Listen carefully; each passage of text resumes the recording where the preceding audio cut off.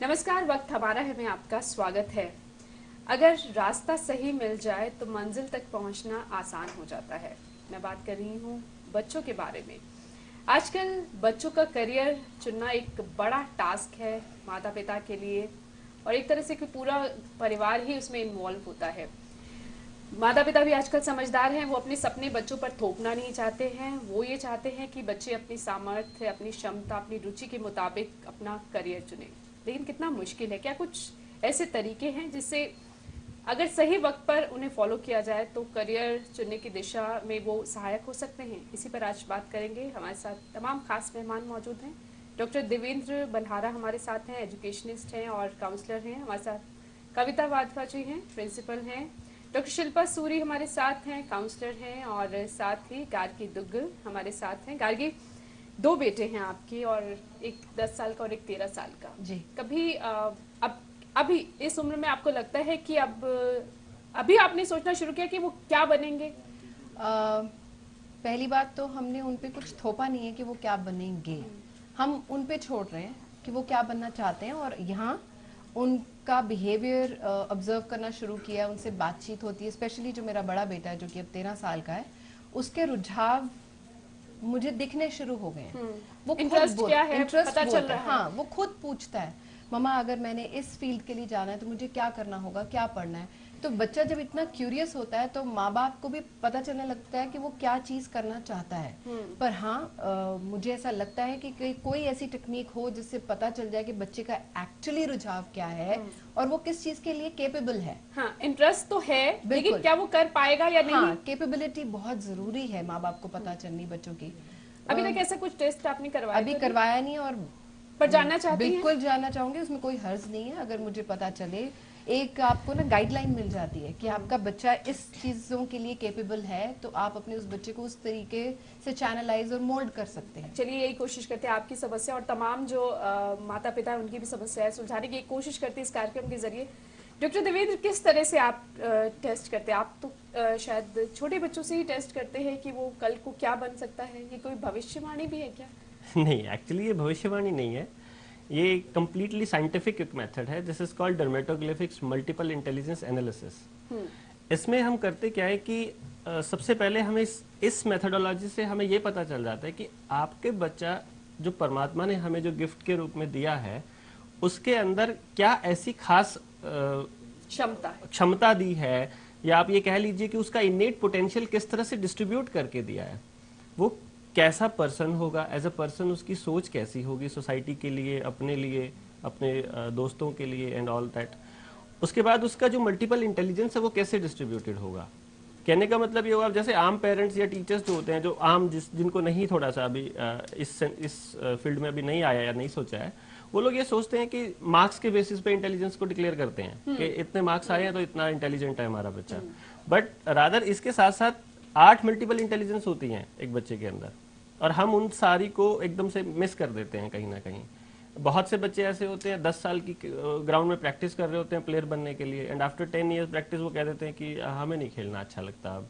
बहुत सारे बच्चे ऐसे होते हैं, पढ़ते हैं, बहुत जोर लगा के पढ़ रहे होते हैं, और एंड में वो कहते हैं, मतलब they always keep on hating studies, फिर भी करते रहते हैं। बहुत से पेरेंट्स उनको करवाते रहते हैं, बहुत बार उनकी जो जैसे प्रेशर नहीं मतलब डालते हैं पेरेंट्स कभी भी। आज के दिन खास तौर पे बहुत अवेयर हो गए हैं, प्रेशर नहीं डालते बच्चों पे कि वो एक आपको क्या करना बच्चों है। की मदद करना चाहते हैं, वो जो भी बनना वो मदद करना चाहते लेकिन हैं, कंफ्यूजन बट है। जैसे गार्गी कह रही है, हाँ, उन्हें खुद पेरेंट्स को भी नहीं पता कि अब बच्चों के साथ क्या किया जाए। वो एक डॉक्टर बन जाए, इंजीनियर बन जाए, 95% मार्क्स लेके आ जाए और एक एकेडमिक अपना करियर अच्छा बनाए। ज्यादातर यही अभी स्टार्टिंग यहीं से होती है। एब्सोल्युटली। इसमें देखिए, पेरेंट्स भी कभी भी वो अंदर जाके उसके ब्रेन तक नहीं जा पाएंगे कि उसके ब्रेन में है क्या, एनर्जी कहाँ स्टोर है। बच्चे इतने समझदार नहीं होते कि वो कैसे डिसाइड करेंगे। आपके बच्चे का इंटरेस्ट है एक पर्टिकुलर फील्ड में, वो इंटरेस्ट क्यों डेवलप हुआ? उसके पीयर ग्रुप की वजह से हुआ। वहां वो फेम देख रहा है, वहां वो पैसा देख रहा है, वहां वो नाम देख रहा है, क्या चीज देख रहा है वो उस पर्टिकुलर चीज, या उसका अपना इंटरेस्ट है बेसिकली। तो एग्जैक्टली वो नहीं देख पाएगा उस वक्त पे।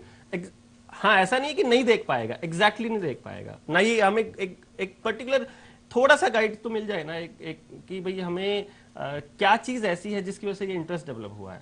अगर एग्जैक्टली उसके इनेट पोटेंशियल के अकॉर्डिंग वो उसका इंटरेस्ट डेवलप हुआ है, फिर तो गो फॉर इट, कोई प्रॉब्लम नहीं है। बट अगर उसके पीयर ग्रुप की वजह से वो बना है, हाँ, क्योंकि Like- ये होता है जब हाँ। एक सर्टेन एज में आके जो दोस्त कर रहे होते हैं वही बच्चा हाँ। खुद भी अपने दोस्तों को Yes. देखा देखी करना शुरू कर देता है। 7000 स्टूडेंट्स का डाटाबेस हमारे पास है, मतलब एक सैंपल स्पेस है, इतने बच्चों पे रिसर्च हुई है। हाँ, वो रिसर्च ये कहती है कि मोस्ट ऑफ द टाइम्स ऐसा होता है कि डिसीजन गलत टाइम पे लिए जाते हैं, गलत डिसीजंस, और जिसकी वजह से हमारी मोर देन मतलब मेजोरिटी ऑफ पॉपुलेशन जो है अपना काम करते हुए खुश नहीं है। हाँ, वो खुश इसलिए नहीं है क्योंकि उन्हें मालूम नहीं था उस वक्त क्या चूज किया जाए, अब उनके पास ऑप्शंस नहीं है। बिल्कुल ठीक है। तो अगर आपका बच्चा हो सकता है कि बहुत अच्छा प्लेयर हो, बट ये बात अगर आपके बच्चे को ये तब पता चले जब वो 20 साल का हो चुका हो, प्रैक्टिस करने का टाइम जा चुका हो, कॉम्पिटिशन्स में अपीयर होने का टाइम जा चुका हो, एक करियर बनाने का टाइम आ गया अब, और फिर एंड ऑफ द डे आप देखते हैं कि अब कहाँ जाएं। सो अगर आप सही वक्त पे उनके पोटेंशियल का एनालिसिस कर लें, सिर्फ पोटेंशियल के एनालिसिस करने के बाद आपको एक रास्ता मिल जाएगा कि ये 4 ऑप्शंस आपके पास हैं। ये एनालिसिस आप होगा कैसे करते हैं आप? ये जब बेसिकली इसका बेस है साइंस में कि जब बच्चा प्रेगनेंसी के दौरान 14th वीक से 21st वीक तक बच्चे का ब्रेन डेवलप होता है। जब ब्रेन डेवलप होता है उसी दौरान उसका spinal cord, nervous system, skin सब कुछ एक साथ डेवलप होता है। ब्रेन के 10 लोब्स होते हैं, 5 लेफ्ट हेमिस्फीयर और 5 राइट हेमिस्फीयर में। 10 लोब्स में एनर्जी का डिस्ट्रीब्यूशन होता है in the form of neurons. लगभग 1200 करोड़ न्यूरॉन्स होते हैं जो डिस्ट्रीब्यूट होते हैं। वो न्यूरॉन्स इलेक्ट्रॉनिक सर्किट की तरह हमारी बॉडी को कंट्रोल करते हैं, बॉडी के हर पार्ट को वही कंट्रोल करते हैं। आपके किस पार्ट में एनर्जी ज्यादा जाएगी ये वही डिसाइड करते हैं। तो 10 पार्ट्स में रैंडम डिस्ट्रीब्यूशन न्यूरॉन्स का जो होता है, और हर लोब आपके एक एस्पेक्ट को देखता है। टोटल 10 एस्पेक्ट्स अगर हम लेके चलते हैं, उसमें पर्सनालिटी भी हो गई और 8 मल्टीपल इंटेलिजेंस भी हो गई। तो वो डिस्ट्रीब्यूशन की जो कॉपी होती है हमारी बॉडी पे कई जगह प्रिंट की फॉर्म में होती है। लाइक हमारा रेटिना यूनिक होता है, यहाँ पे भी होता है, हमारे ब्रेन का पूरा कॉपी होता है, हमारे टोज पे होता है, हमारी फिंगर्स के पैटर्न पे होता है। तो हम सबसे ज्यादा स्टडीज जो रिसर्च हुई है वो फिंगर पैटर्न के ऊपर हुई है। तो हम इस पैटर्न को स्टडी करके उस लोब्स में छुपी एनर्जी का पता चल जाता है। जैसे कि आप पूरा भारत है, उसके मैप को आप एक कॉपी पे उतार लेते हैं एक पेज पे। यहाँ देख लीजिए 2 मिलीमीटर है, तो भैया वहां पे 200 किलोमीटर होगा। बिल्कुल ठीक है। यहाँ से रेशो पता चल जाती है। इसी तरह से उन 1200 करोड़ न्यूरॉन्स का डिस्ट्रीब्यूशन कैसे हुआ, वो वहां के पैटर्न को स्टडी करके, हर पैटर्न अपने आप में कुछ आप कहता है। उंगलियों के निशान लेते हैं। Yes, like that.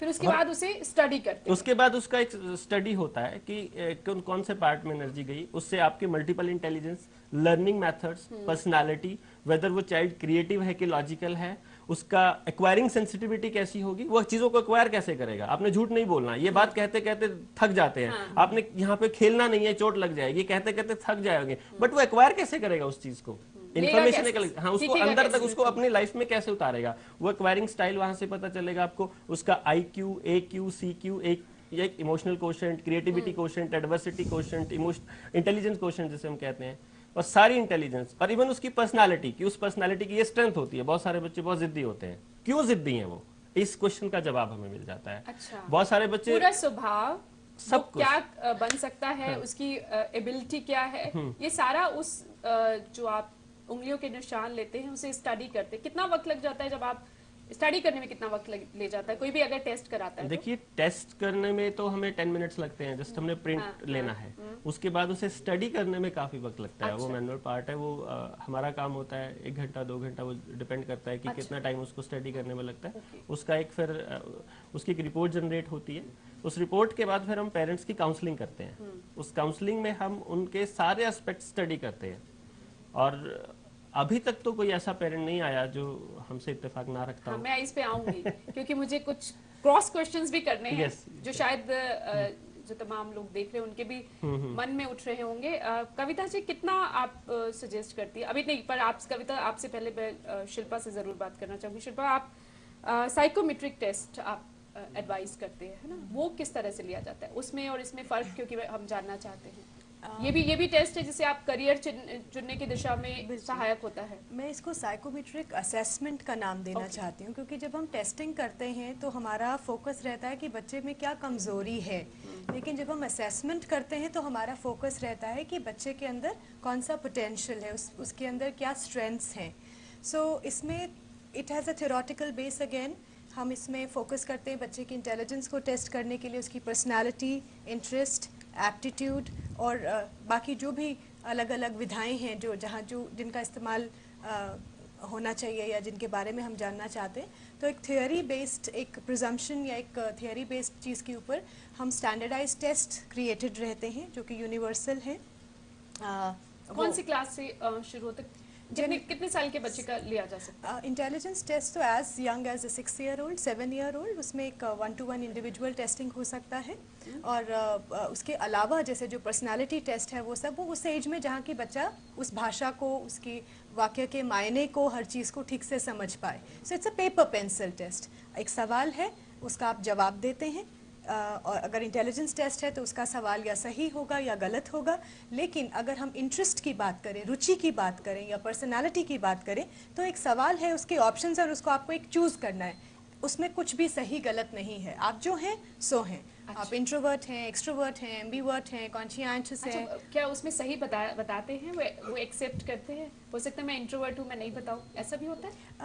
एक्चुअली जो जो सवाल होते हैं उनका स्प्रेड कुछ ऐसा होता है कि अगर आप उनको ठीक से अटेम्प्ट नहीं कर रहे हैं तो जब हम उसको एवेलुएट करते हैं हमको समझ में आ जाता है। क्योंकि 5 सवाल हैं, बिखरे हुए हैं, 2 पे सवाल कुछ, 3 पे जवाब अलग, तो वहाँ से you can catch somebody who is just faking और लाइंग ऑन दोस टेस्ट्स। लेकिन 6 या 7 साल की उम्र में होने वाला और एक 13 या 15 साल की उम्र में होने वाला टेस्ट अलग अलग होते होंगे ना? बिल्कुल वो अलग तो करियर के लिए है। एज नॉर्म्स होता है उस चीज़ का। बट जैसे इंटेलिजेंस है तो रहेगा इंटेलिजेंस ही, बट हाँ छोटे बच्चे को आसान सवाल पूछा जाएगा।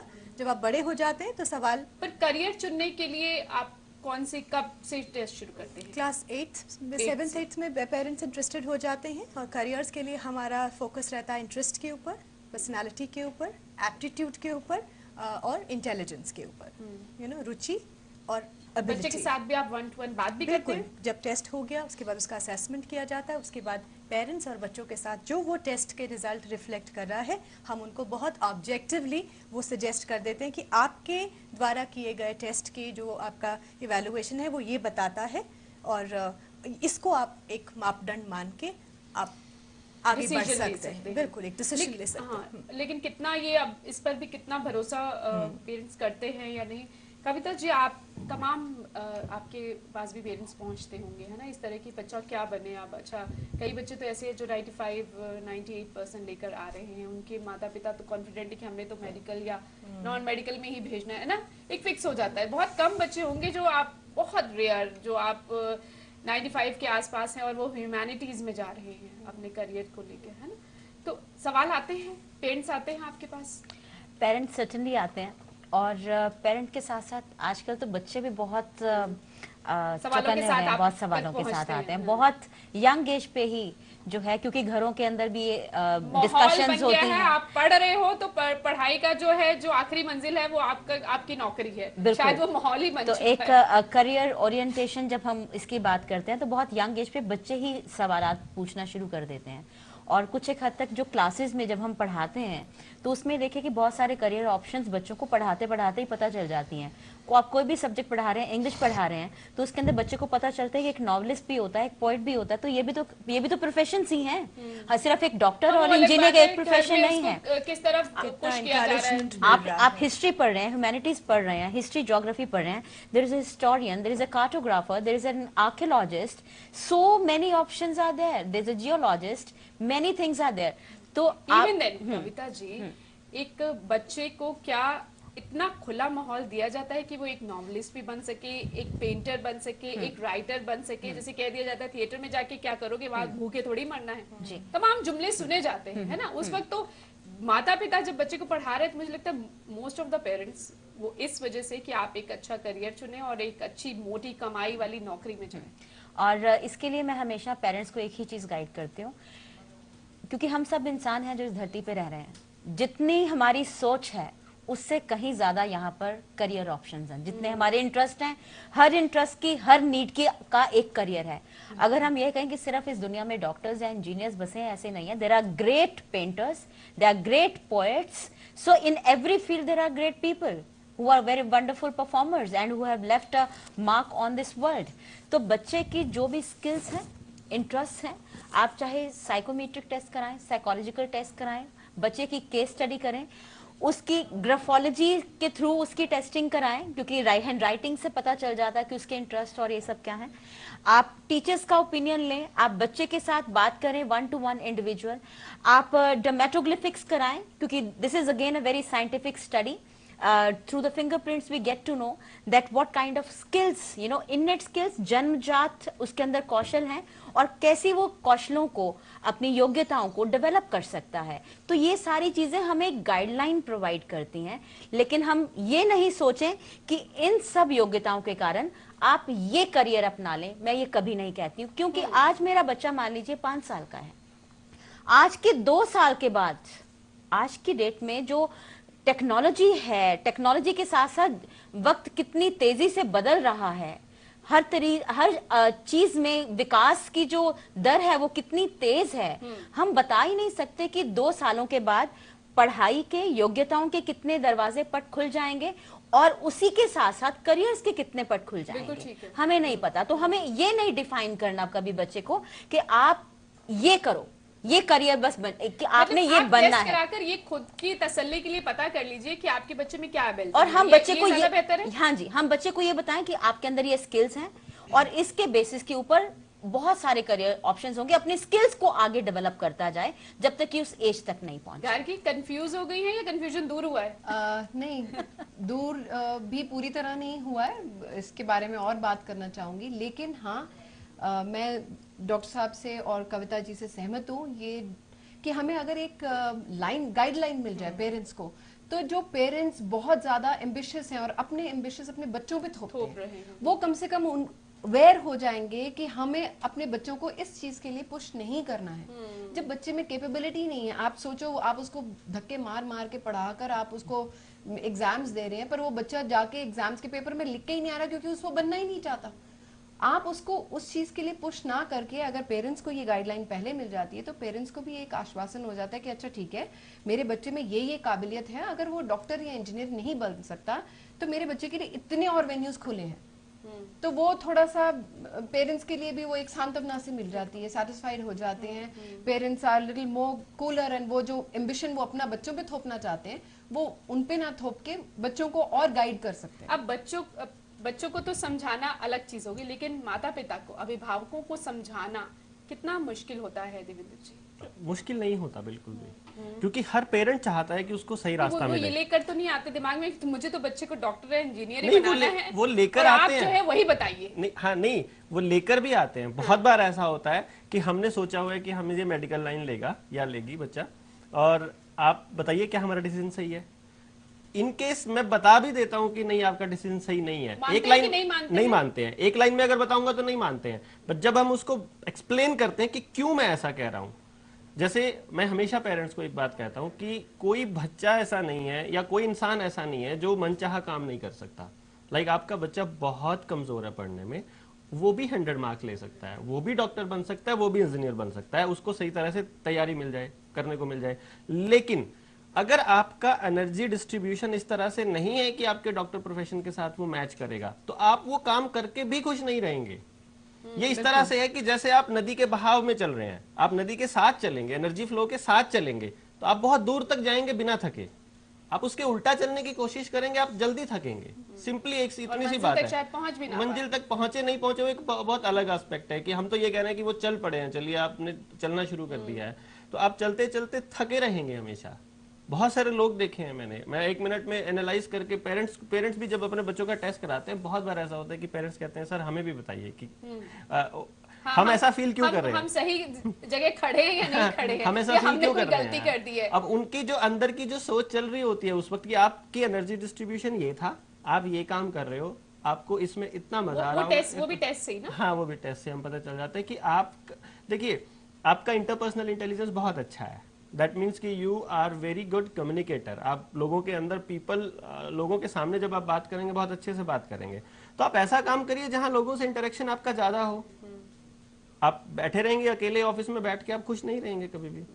सो आपको ऐसा काम चूज करना पड़ेगा। अब ये एक ही काम तो नहीं है ना जहां लोगों से मिलना हो। आप टीचर बन सकते हैं, आप मास कम्युनिकेशन में जा सकते हैं, आप पत्रकार जैसे बन सकते हैं, या कहने का लीजिए बहुत सारी चीजें हैं जहां काउंसलर आप बन सकते हैं। और दूसरा और इंटेलिजेंसेस के बेसिस पे हम डिसाइड कर सकते हैं कि आपके अंदर ये टैलेंट है, आपको इस तरह का काम करना चाहिए। अब वो काम क्या करना है वो आप ही डिसाइड करिए। हम लोग कभी नहीं कहते कि आपके बच्चे को क्या करना है। हाँ। मैं कभी नहीं बोलता। हम हमेशा ये कहते हैं कि आपकी ये टैलेंट आप में इन्नेट बहुत अच्छा है, इसके बेसिस पर आप ऐसा काम करिए जहां आपको ऐसा एनवायरनमेंट मिले, तो आप हमेशा हैप्पी रहेंगे। पैसा कितना मिलेगा आई डोंट नो। लेकिन अब कितने माँ बाप और- भेड़ चाल छोड़कर इस तरह के टेस्ट में इंटरेस्ट लेंगे, और सबसे बड़ी बात क्या इस पर विश्वास करेंगे? टेस्ट भी हो गया, असेसमेंट हो गई, बता दिया गया कि आपका बच्चा ये नहीं ये बन इस दिशा में सफल हो सकता है, लेकिन उसके बाद भी क्या वो अपनी रुचि बच्चे पर थोपना नहीं चाहेंगे, और कितना भरोसा करेंगे ऐसी असेसमेंट पर? इस पर भी बात करेंगे छोटे से ब्रेक के बाद।